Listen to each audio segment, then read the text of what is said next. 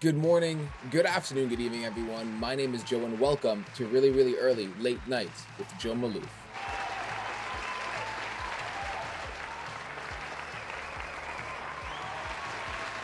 So it's the day after the Grammys, and you already know what we have to do. We have to do a deep dive on everything that really didn't matter at the Grammys. So any of those awards?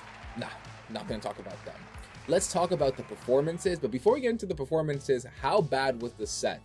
Like, I understand it's a pandemic, you gotta do the best you gotta do, but it looked like a mixture between a high school ceremony and a really intimate wedding, but like not the really good intimate weddings, like the one that like you're barely getting by and like you can't really afford to have a big wedding, which is fine, that's the wedding I want to have, but you know, it didn't look good. It really didn't look good at all. And like everything was just so awkward about it. Like I remember watching the Dua Lipa and the Baby performance with the camera just panned over to Trevor Noah and like two other people. I think Bad Bunny was one of them. And they were just listening to the song and it was so awkward because they were just bopping like this.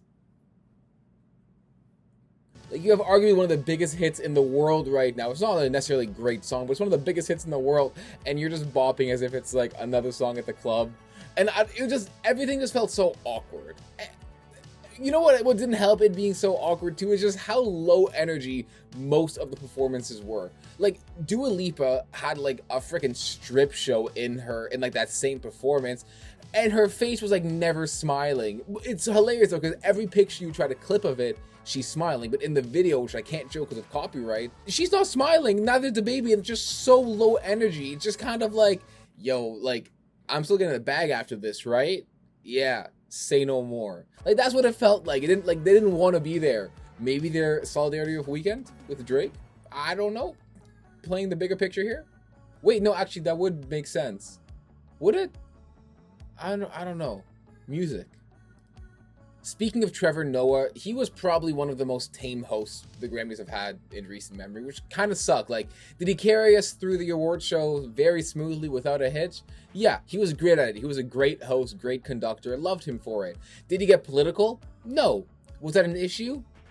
Depends on who you ask. To me, it was kind of an issue. Just because, like, it's Trevor Noah. The man's book was way more controversial than the performance yesterday. And his book was amazing.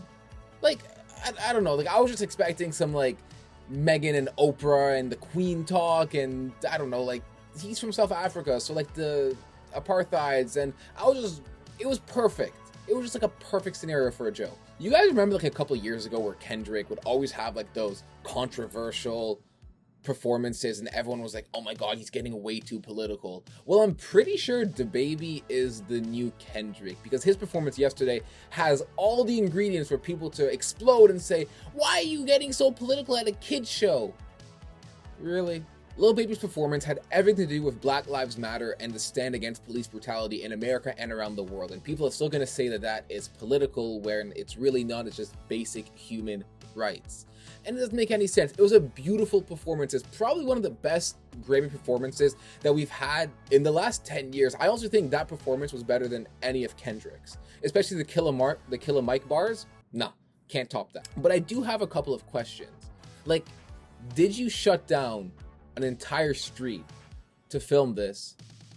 And a follow-up question to that, what is the budget on a shoot like that? Like, are we talking like a 6 or 7 figure number? I don't know. Lil Baby, comment down below. Like, even in the Grammys yesterday, like, nothing bad happened. It was just a greatly smooth show. All the awards kind of went to plan. Like, a couple here and there, like, you can make an argument for. But the pre-show, Bill Burr, I'm really not sure if he's goated or if he's a moron.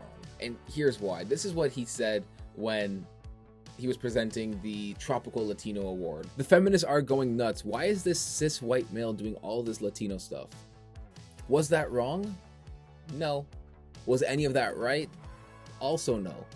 Like, I can already like imagine people trying to cancel Bill Burr for this, and I'm indifferent. Like, he's a comedian. They kind of come and go, as bad as it is, but I don't know, like, is that something that you cancel somebody for, or is it just kind of like it's a bad joke that you just kind of let slide? I know we said we're not going to talk about any awards, but shout out Beyonce. Most Grammy Awards wins ever. I know she would have had one more if Taylor didn't steal it from her. I'm really happy for you. I'm going to let you finish. But Beyonce had one of the best videos of all time.